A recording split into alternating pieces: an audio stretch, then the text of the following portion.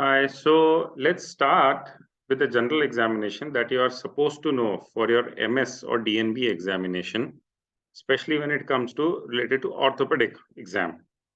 So in orthopedic exam, a general examination normally starts like, in general examination, the patient is conscious, cooperative and oriented to time, place and person. His respiration rate is 16 per minute, blood pressure is 118/82, temperature is 37.2 and pulse is 62 per minute. Now, we should remember here that in exam, we take axillary or forehead temperature, and we need to tell that to the examiner what kind of temperature we are taking. Now, here we should remember that forehead temperature is less than or equal to axillary temperature, which is less than the oral temperature, and which in turn is less than the ear temperature or the tympanic temperature. And all these temperatures, they differ by almost 1 Fahrenheit or 0.6 degrees Celsius.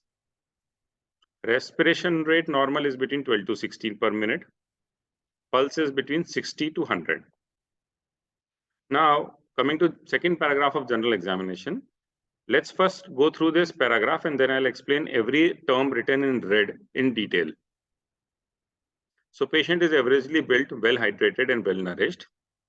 In CNS examination, cranial nerve examination is normal and higher mental functions are intact.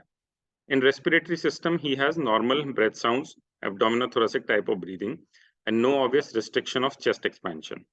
Both the heart sounds are heard normally, and there is no murmur. Abdomen is soft, and there is no ascites or swelling, and there is no jaundice, pallor, clubbing, edema, or lymphadenopathy. Now, what is the definition of build? It is the relationship between the height and span according to the age and sex. So we take height from head to heel. Span, we take the distance between the distal phalanx or middle finger of both the arms when they are extended. So normally that should be equal, which is known as the average build. Underbuilt is if the span is more than the height, and overbuilt is if the height is more than the span. Now in exam, we tell the examiner hydration is normal based on the following points: that he recently passed urine, or the color of his urine that he passed was not concentrated. That means it was not dark colored urine. His blood pressure is normal, or the pulse volume is normal. There is no tachycardia or sign of dry mouth or sunken eyes. Normally, these points are good enough in a MS or DNB orthopedic exams. However, if the examiner wants to go one step further, then you can even add about the low carotid pulse volume or the reduced skin turgor. And when we talk about higher mental functions, normally it is assessed by any of these 4 points or maybe 2 or 3 points in tandem. So basically skip counting. That means you ask the patient to count 1, 3, 5, 7, 9 that way. Or you can go for simple maths calculation based on patient's intelligence level. You can ask for a table also, like table of 3 or table of 5 if the patient is intelligent enough. Or you can ask for a simple memory test, like you can give patient 5 things or name of 5 things like curtain, AC, bed sheet, TV, fridge, and then you can ask the person to tell you all the 5 things again, or in the same order or in the different order, whichever way you like. Or you can ask the patient to do complex motor movement like tying the shoelace, or showing you by action how he uses his toothbrush. Now, when it comes to cranial nerve examination, on the right side, you can see there is a chart of all the 12 cranial nerves and what action they perform. But in an orthopedic exam, you're not supposed to know all this in detail. So you tell the examiner that simply what I have asked the patient to do is this particular movement or this particular set of movements. Like, sir, the patient is able to hear my command, is able to move eyeballs in all the 4 quadrants with normal peripheral vision and bilaterally equal pupil. He is able to smile, open his mouth, move his tongue from side to side and say, ah. He is able to shrug his shoulders and smell his lunchbox. Or if lunchbox is not there, then you can ask for perfume or handkerchief or anything else of having smell. Now, this is a simple video which shows all these movements or basically all the cranial nerve functions that we want to see.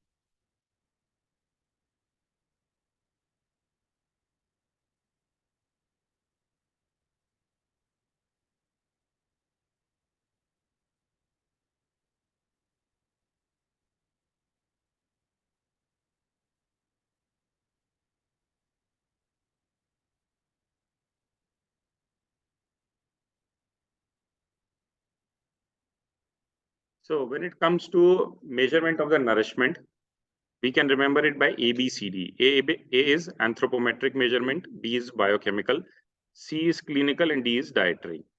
But for all practical purposes, in exam, we need to remember just two things. One is anthropometric, second is clinical. Biochemical tests in exam, we almost never order. So in anthropometric, we need to measure patient's BMI. You can get a rough estimate of it directly by looking onto the patient. Or you can go for circumference measurement, arm, abdomen, thigh.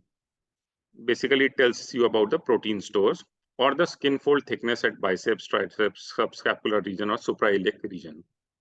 In clinical, you can go for if there are any bony prominences, which or there is low body mass, or if there is any sign of muscle wasting, poor skin integrity, low body temperature, or edema on the abdomen or face, or you can go for estimation of the grip strength or the movement or frank muscle weakness also.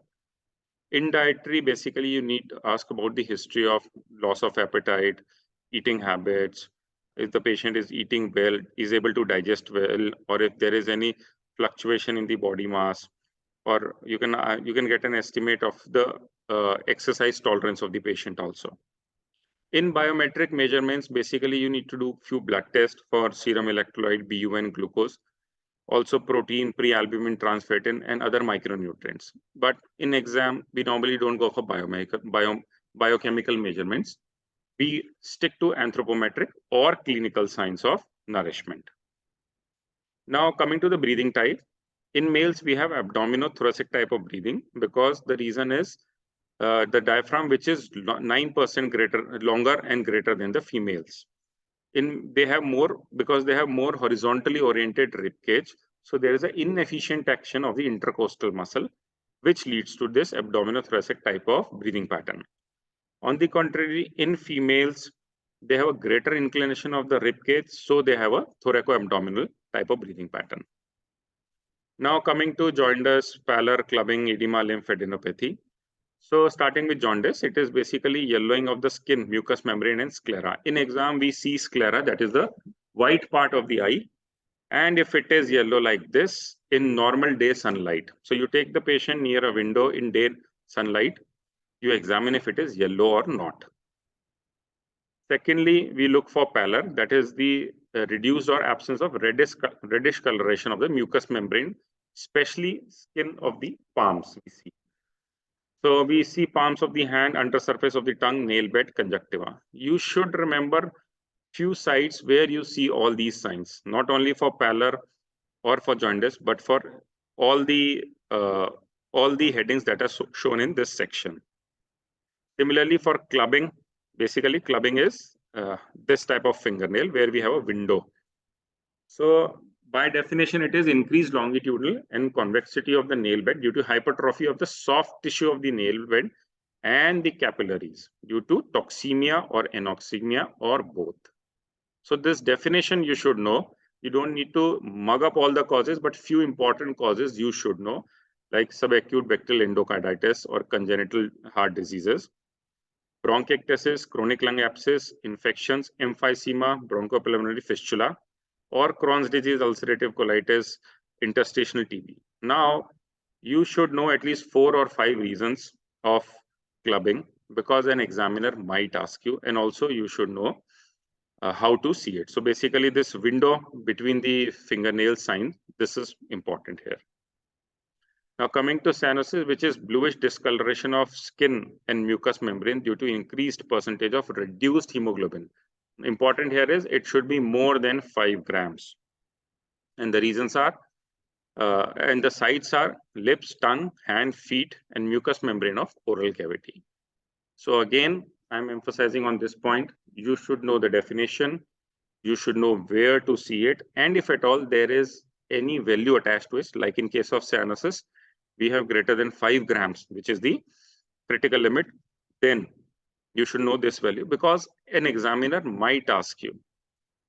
Now coming to edema, basically it is collection of fluid in the interstitial space or cavity. And to become evident, we should have at least 5 to 6 liters of fluid. Okay. And there are two types, pitting and non-pitting. Most common is we see it in the lower limb, that is front part of the leg or anterior border of the tibia. Causes are congestive heart failure, kidney disease, venous insufficiency, or cirrhosis of liver. Now coming to lymphadenopathy. Normally, nobody in exam expects you to know each and everything in detail, but you should know few sides. Like in neck, you should know submental, submandibular, tonsillar, cervical, posteroauricular, and occipital glands are there. Similarly, supraclavicular fossa or axillary glands or supratrochlear or inguinal. You should know names because an examiner who is academically oriented might ask you at least the names or few sides. So looking at this diagram, you can have a rough idea where to palpate these glands. So this was a very short and up to the point general examination, what you are supposed to know for DNB or MS examination, especially for orthopedic students. Thank you.